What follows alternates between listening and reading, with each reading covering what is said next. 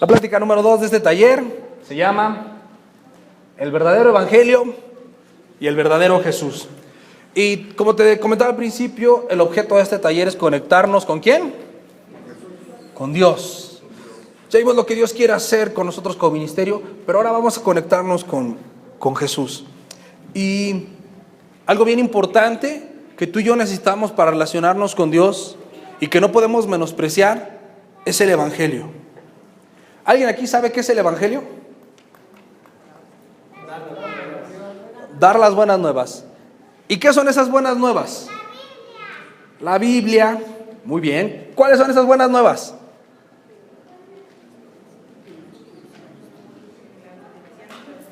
La salvación. Ok, no te preocupes. A veces creemos que el evangelio es solamente para los nuevos. Es una invitación que le hacemos a alguien que no conoce a Dios para que lo conozca. Pero que una vez que lo conoce, ya no necesita el evangelio. Ahora necesita cosas más profundas. Pero el evangelio es todo. El evangelio es algo a lo que tú y yo tenemos que estar pegados todo el día, todos los días de nuestra vida. Porque por medio del evangelio conocemos quién es Dios y nos relacionamos con Dios. Si tú quitas al evangelio de los mensajes bíblicos, terminamos teniendo mensajes de superación personal, mensajes de psicología, mensajes de sociología. Dice 2 Corintios 11:4. Pablo les está reprochando a los corintios. Dice, porque si viene alguno predicando a otro Jesús que el que les hemos predicado, o si reciben otro espíritu que el que han recibido, u otro evangelio que el que han aceptado, bien lo toleran. Gálatas 1:6-8, nuevamente Pablo regañando a otra iglesia. Ahora la iglesia de Galacia les dice, estoy maravillado, o sea, estoy asombrado, no puedo creer, de que tan pronto se hayan alejado del que los llamó por la gracia de Cristo para seguir, ¿qué? Un evangelio diferente. Y hace la aclaración, no es que hay otro evangelio, sino que hay algunos que los perturban y quieren pervertir el evangelio de Cristo. Mas si aún uno de nosotros, refiriéndose a los apóstoles, o un ángel del cielo les anuncia otro evangelio diferente del que les hemos anunciado, sea anatema. Te hablaba hace un momento, ¿cuál es la base del evangelio? ¿Alguien sabe cuál es la base del evangelio? Jesucristo. La obra redentora de la cruz. Pablo dice, me he dispuesto a no conocer nada sino a Cristo y a este crucificado. ¿Es importante la cruz? ¿Por qué? A ver, uno y bien fuerte. Porque Él pagó por mis pecados, porque es la redención, porque Jesús venció a la muerte. Dos preguntas para ustedes. Pregunta número 1. ¿Quién de ustedes es salvo? ¿De qué te salvó Dios? Del castigo, del pecado, de la muerte. ¿De qué te salvó Dios? De vivir una eternidad sin Él. Dios te salvó de su ira. Dios no te salvó solo del pecado, porque el pecado no te iba a hacer nada.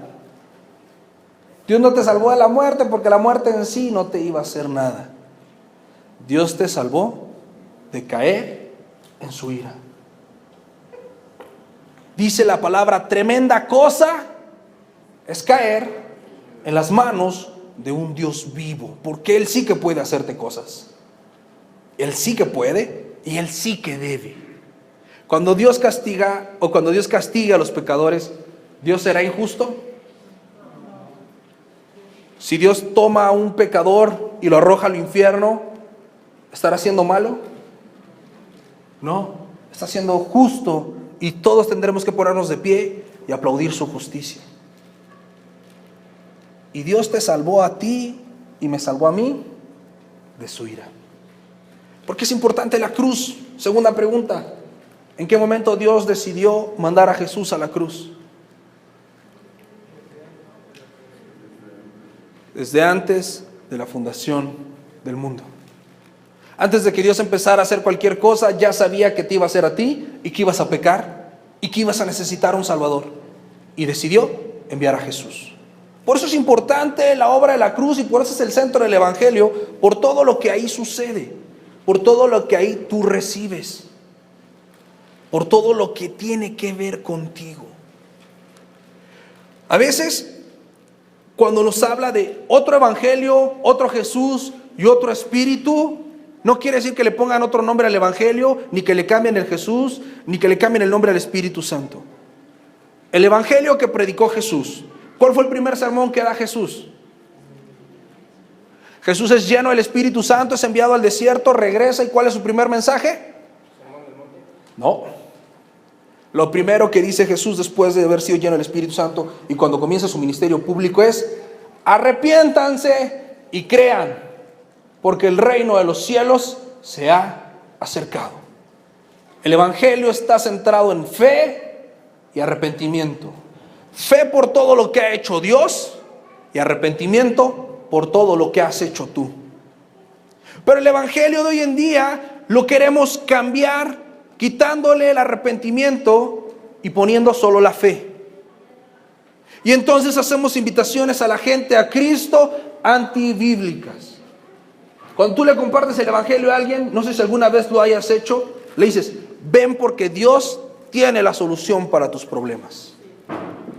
Ven porque Jesús te puede sanar. Jesús te puede dar un marido. Jesús te puede prosperar. Y entonces tenemos otro Jesús. Jesús vino para salvarte de la ira de Dios. Lo demás se llama añadidura. Busca primeramente el reino de Dios y su justicia, y lo demás te será añadido. Pero cuando invitamos a la gente: ven por tu milagro, ven por tu bendición, ven por tu recompensa, le quitamos el arrepentimiento y por eso la gente se cree buena. Por eso la gente no se arrepiente y por eso la gente nunca cambia. ¿Conocen gente así? Que traes, se queda hasta un tiempo, escucha, va a célula, pero su vida nunca cambió. ¿Por qué? Porque nunca escuchó el Evangelio. No hubo un Evangelio que escuchar que produciera fe y arrepentimiento, y entonces no es salvo. Por eso dice: reciben otro Evangelio, otro Jesús y otro Espíritu. No podemos invitar a la gente a Jesús por la añadidura, porque entonces le damos valor al hombre y le restamos valor a Dios. Dios es de infinito valor. Lo que Dios quiere, hace y demanda es más importante que cualquier otra cosa. Mucho más importante que cualquier otra cosa. Tú estás acá porque necesitas a Dios más que a sus milagros. Tú estás acá porque Dios tiene una voluntad soberana y Él es digno de que tú lo alabes, de que tú lo adores y de que tú le sirvas. No estás acá para que Dios te dé, porque ya te lo ha dado todo. Dice que juntamente con Cristo tenemos todo. Pero seguimos pensando a veces que Jesús es el genio de la lámpara que le frotamos y le vamos a pedir 3 deseos. Y la mayor parte de nosotros fuimos traídos a Jesús así. Ahí vamos a tener la respuesta para nuestros problemas. ¿Y cuántos de nosotros nos topamos que es al revés? Que vienes a Jesús y empiezan los problemas. Y somos probados en la fe. Y a veces por eso tenemos esas luchas y esa dificultad para crecer espiritualmente, porque tenemos una expectativa de Dios que no se está satisfaciendo, porque tenemos un concepto de Dios diferente al que la Biblia dice de Él. Y entonces somos idólatras, porque en nuestro corazón hay un Jesús diferente, hay otro Dios al que le estamos rindiendo culto. Tú y yo estamos acá para conocer a Dios, quien es Dios, por quien es Dios, y Él es digno. Él es santo, Él es puro, digno de gloria, honra y suprema alabanza. por encima de todas las cosas, aun cuando no te gusta, aun cuando no te agrada. Y entonces comenzará a ver en ti esa paz, de saber que no importa lo que esté pasando, yo confío en quién es Él. Yo sé que Él es bueno, sé que Él es fiel, y si esto que está pasando no me gusta y me duele, qué bueno. Si esto lo glorifica, qué bueno. Y nos estaremos conectando entonces al verdadero evangelio. Y el verdadero evangelio está resumido. Pablo se lo resume a los corintios en las 2 cartas y también se lo muestra a los romanos. Que por cierto, si tú quieres aprender la doctrina de la salvación, lee la carta a los romanos. Los primeros 6 capítulos te hablan de por qué estás perdido y los otros 6 capítulos te hablan de cómo vas a dejar de estar perdido. Dice 1 Corintios 15, 1 al 4, además les declaro, hermanos, el evangelio que les he predicado, el cual también reciben y por el cual perseveran, con el cual asimismo retienen la palabra que les he predicado. Son salvos, no creen en vano, si no creyeron en vano, porque primeramente les he enseñado lo que asimismo recibí. Y ahí les va a decir, todo esto les está platicando para decirles cuál es el evangelio. Que Cristo murió por nuestros pecados conforme a las Escrituras y que fue sepultado y resucitó al tercer día conforme a las Escrituras. Es un plan que ya estaba establecido. Es una obra soberana de Dios, tanto la muerte como la resurrección de Cristo. Cuando predicamos y enseñamos y creemos el evangelio, no basta con creer con que Jesús murió. Tenemos que creer que resucitó. Porque es importante la resurrección de Cristo. Fuerte, fuerte. Porque venció la muerte, exactamente por esas 2 cosas. Es importante que Él resucitó porque le dio marcha atrás a las consecuencias que el pecado había traído a la humanidad. Y segundo, porque Él es el primogénito y la primicia de cómo tú y yo vamos a resucitar. ¿Tú crees que vas a resucitar? ¿Te da miedo morirte? Amén, que no te dé miedo. Porque si mueres tienes la confianza de que vas a resucitar en un cuerpo glorificado, que no vas a padecer hambre, sed, ni le va a doler nada. Por eso es importante la resurrección de Cristo, porque esa es nuestra máxima de fe. Si tú lees la Biblia, lo comentaba o lo comento con frecuencia, todo el Antiguo Testamento te comienza a hablar de que alguien viene, desde Génesis. Alguien viene, alguien viene, alguien viene, alguien viene. En el Nuevo Testamento ya llegó, ya está aquí, ya está aquí, ya está aquí, y se nos va. Y entonces terminan de hablarte de va a regresar, va a regresar, va a regresar. ¿Cuál es nuestra máxima de fe? Que Jesús regresa. Y cuando Él regrese, si tú y yo estamos muertos, nos va a resucitar. Y si no, seremos transformados en el aire, dice Pablo.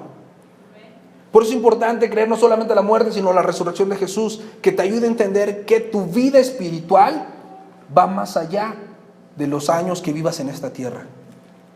Todo lo que hagas tiene consecuencia más allá de lo que vivas en esta tierra. Y la principal consecuencia es la eternidad. A eso aspiramos. No importa cuán fregado esté el mundo, ni qué tan feo te esté yendo, no se compara con la recompensa que tendrás en el cielo. Y no puedes perder de vista jamás eso. Cuando tu vida esté más oscura, no puedes perder de vista que Jesús resucitó venciendo a la muerte y que te tiene preparado para ti un final glorioso a su lado. Amén. Segunda cosa que les dice Pablo a los Corintios en la segunda carta a Corintios capítulo 5 y verso 21. Al que no conoció pecado, por nosotros lo hizo pecado, para que fuéramos hechos justicia de Dios en él. Y aquí hay una profundidad tremenda en estas palabras. Dice que al que no conoció el pecado. Jesús, habríamos hablado, ¿fue tentado en todo? ¿En la sexualidad fue tentado Jesús? Claro. ¿Con la codicia fue tentado Jesús? Por supuesto. Dice que los deseos de los ojos y de la carne resumen todas las tentaciones, ¿no?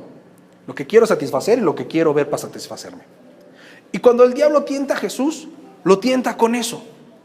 Le dice, a ver, tírate y si eres hijo de Dios, el Padre va a mandar sus ángeles para que no te caigas, ¿no? ¿Tienes hambre? Dile a las piedras que se hagan pan, si eres el hijo de Dios. Bueno, entonces, si no quieres hacer nada de eso, póstrate y yo te voy a dar todo lo que ves. Lo tentó con las necesidades físicas, lo tentó con su identidad y lo tentó con los deseos de los ojos. Él fue tentado en todo. Y esas son tentaciones que la Biblia menciona, pero sabemos que Él fue tentado en todo y nunca pecó. Y a Jesús, que nunca pecó, ¿qué lo hizo el Padre? Pecado, no pecador, lo convirtió en pecado. Todo el pecado del mundo vino sobre Jesús. ¿Te acuerdas que dice que eran las 3 de la tarde, pero que parecía la medianoche de tan oscuro que estaba? Esas nubes oscuras manifestaban o mostraban las tinieblas, todo el pecado viniendo al cuerpo de Jesucristo. Por eso Jesús sufrió tanto, porque el Padre estaba castigando el pecado en su Hijo. Por eso el Padre le dio la espalda a Jesús. Y Jesús supo que era abandonado. Porque Jesús tenía en él todo el pecado. ¿Y qué le hizo el Padre al pecado? Lo destruyó. Jesús murió, Jesús padeció y derramó cada gota de su preciosa sangre para pagar tu pecado y mi pecado. Y entonces hay le llaman los teólogos las leyes de la imputación. La imputación del pecado. ¿Qué quiere decir? Cuando Adán pecó, nos hizo pecadores a todos, ¿sí o no? ¿Nunca has dicho, desgraciado Adán, ¿para qué pecó? Que realmente fue culpa de Eva, ¿no? ¿Quién pecó primero? Bueno, la serpiente, sí. Pero en la humanidad, ¿quién pecó primero? Eva. ¿Quién pecó? A ver, mujeres, díganme, ¿quién pecó? Ya entienden la razón de nuestros problemas. Y ese pecado le afecta a todo ser humano que nace. Y esa es la ley de la imputación del pecado. Pero también está la ley de la imputación de la justicia. Así como no hiciste nada para nacer pecador, tampoco haces nada para volverte hijo de Dios y recibir toda la justicia que Jesús tenía en él mismo. ¿Has estado batallando con algún pecado últimamente? ¿Sí? Y algún día lo dejaré o me moriré con él. Si tienes la naturaleza de Jesús, puedes vencer ese pecado. Puedes enfrentar lo que sea. Y eso es lo que hace el Evangelio. Jesús se lleva todo lo tuyo y te da todo lo de él. Todo lo de él. La obediencia, la santidad, la fe, la mansedumbre y la misericordia. Y ahora que hemos estado revisando las bienaventuranzas, las bienaventuranzas no es otra cosa más que decirte cómo tienes que vivir para parecerte a Cristo. Eso hace el Evangelio. A eso tenemos que invitar a la gente, a ser diferente, a dejar sí su pecado, que es lo que más le estorba. El mayor problema de la gente no es su baja estima. El mayor problema de la gente no es que sea pobre. El mayor problema de la gente no es que le haya dejado su marido. No. El mayor problema de la gente es que tienen que enfrentar a un Dios justo con toda una ira que desatar. ¿Cuál es la solución para los problemas del mundo? Jesucristo. Que Jesús cambie no tu vida, sino quién eres tú. Y cambiándote a ti, ¿qué crees? Se cambia todo lo demás. Pero la gente no quiere que Dios la cambie, más quiere que le cambie las circunstancias. Amén. Y dice Romanos 1:16, yo no me avergüenzo del evangelio de Cristo, porque es poder de Dios. ¿Para qué? Para salvación. ¿Cuál es el principal objetivo del evangelio? La salvación. Eso es lo que tenemos que predicarle a la gente. La gente necesita ser salva. Porque ahí está Carlos Slim, bien sanote, bien millonario, pero ¿dónde va a terminar? Si no conoce al Señor, se va al infierno. Entonces, ¿cuál es la principal necesidad de la gente? La salvación. ¿Cuál es tu principal necesidad? La salvación. Y una vez que has sido salvo, abundar en el conocimiento de lo que eso significa.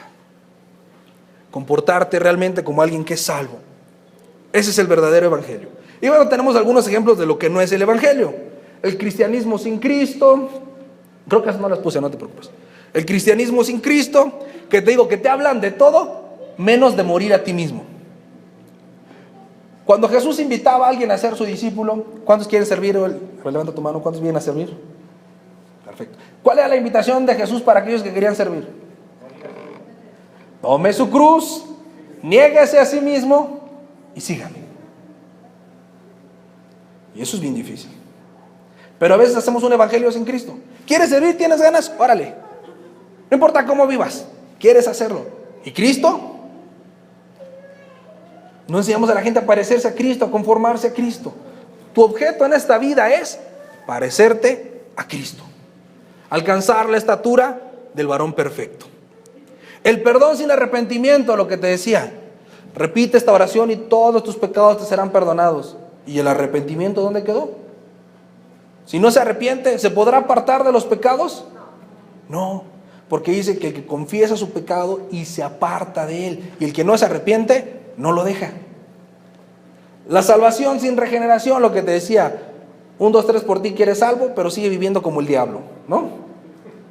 Sí, o sea, sigue haciendo lo que quieras y hablándole a tu esposa como quieras y viendo de internet lo que quieras y tomando lo que quieras y fumando lo que quieras, pero eres salvo. No es cierto. Alguien que dice ser salvo tiene una nueva naturaleza. Si no tiene una nueva naturaleza, ¿qué crees? Pues no es salvo. ¿Judas fue salvo? No. ¿Cuál fue el pecado que nunca dejó Judas? La avaricia. ¿Se le notaba? No. Tú cuando lees la Biblia, ahí te dice, Judas el que lo traicionó, y ya lo estás juzgando, ¿no? Ya sabes, este es malo. Pero no se le notaba. Nadie sabía que Judas podía haberlo entregado. Pedro dudó del mismo. Cuando dijo, uno usted va a entregar. ¿Yo, Señor? O sea, Pedro sabía quién era. Nadie dijo, seguro es el Judas, es el codicioso. Nadie sospechaba de Judas. Incluso sale y va a entregarlo y dice, a lo mejor fue a comprar algo. Ha haber ido a la tienda. Nadie sospechaba de Judas, pero su corazón no fue regenerado. Nunca cambió su manera de vivir. Y el cielo sin infierno. Que nomás le hablamos a la gente de qué padre va a estar en el cielo, pero no le hablamos de qué feas están las cosas en el infierno. Y sin infierno, entonces no hay plan de Dios. Porque a veces también, ¿quién cree? No, Dios es tan bueno que no creo que mande a nadie al infierno. Si Dios es bueno, tiene que mandar a los malos al infierno. ¿Quieres a los malos allá arriba en el cielo contigo? Pues no, se corrompería todo otra vez. Bueno, ¿cómo se resume el evangelio? Se resume en Romanos 3, 21 al 26. Como te decía, ¿quieres aprender la doctrina de la salvación? Lee Romanos. Romanos dice, pero ahora, aparte de la ley, se ha manifestado la justicia de Dios, testificada por la ley y los profetas, la justicia de Dios por medio de la fe en Jesucristo, para todos los que creen en Él, porque no hay diferencia, por cuanto todos pecaron, están destituidos de la gloria de Dios, siendo justificados gratuitamente por su gracia, mediante la redención que es en Cristo Jesús, a quien Dios puso como propiciación por medio de la fe en su sangre, para manifestar su justicia a causa de haber pasado por alto en su paciencia los pecados pasados, con la mira de manifestar en su tiempo la justicia, a fin de que Él sea justo y el que justifica al que es de la fe de Jesús. Sabemos que esto es para los líderes. Y a veces como cristianos nos apartamos de la cruz, caminamos en otra dirección y dejamos de tener en nuestra mente el sacrificio de Jesús y tenemos cualquier otra cosa. Tenemos un montón de privilegios y de prioridades antes que Cristo y su cruz. Dios te llama a morir. Si el grano de trigo no cae y muere, ¿qué le pasa? Solo quedará. Pero si muere, fruto en abundancia. ¿Cuál es el fruto?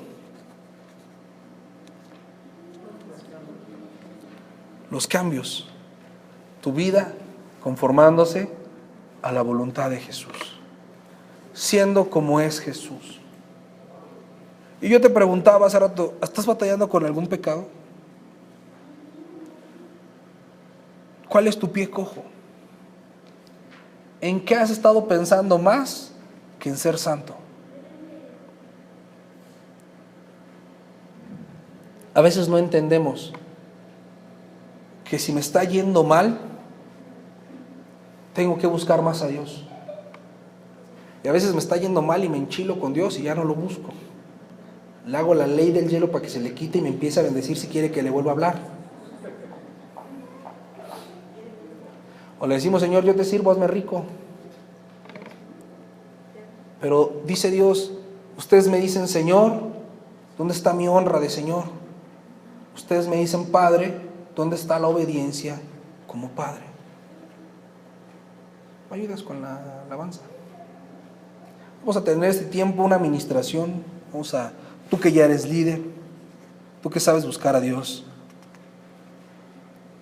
El buen juez por su casa empieza. Y tú que has sido llamado a hablar del Evangelio, has sido llamado a vivirlo.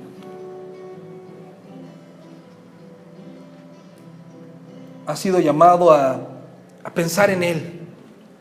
Cierra ahí tus ojos y comienza por un momento a meditar. ¿En qué le has estado fallando?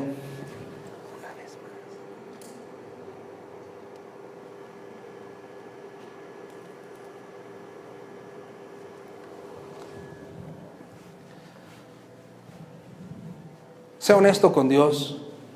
La voluntad de Dios es nuestra santificación.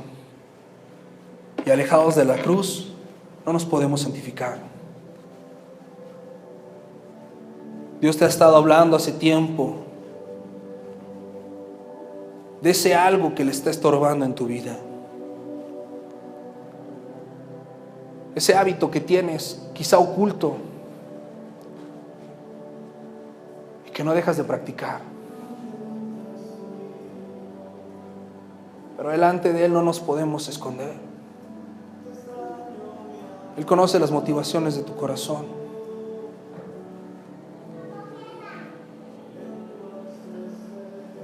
Sabe quién eres y en dónde estás. Y te ve pecar. A lo mejor estabas enojado con Dios, decepcionado. A lo mejor le estabas haciendo berrinche. O te estabas dando por vencido diciendo, es que no puedo dejar este pecado. Es que yo no puedo. Si no puedo contra Él, lo seguiré haciendo.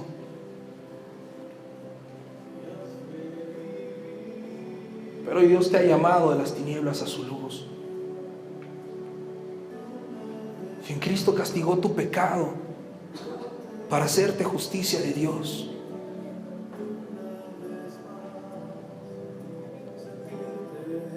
Él tiene para ti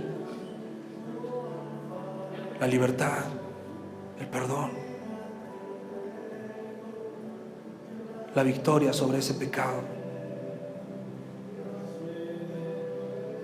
Comienza a hablar con Dios. Deja que la adoración te ministre y habla con Dios.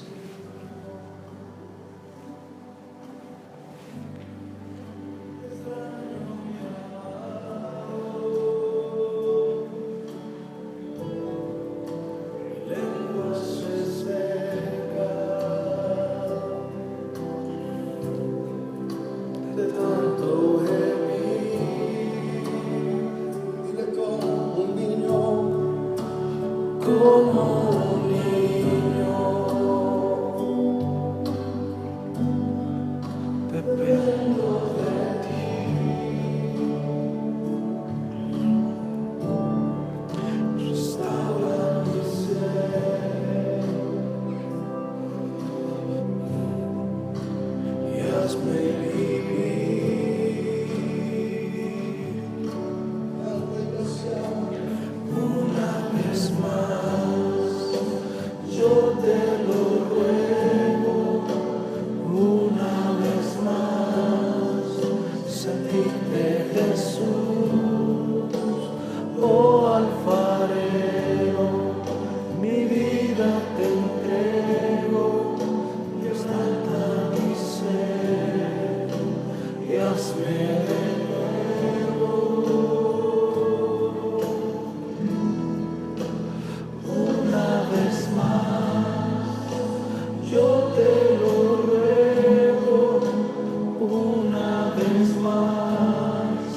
sentirte, Jesús.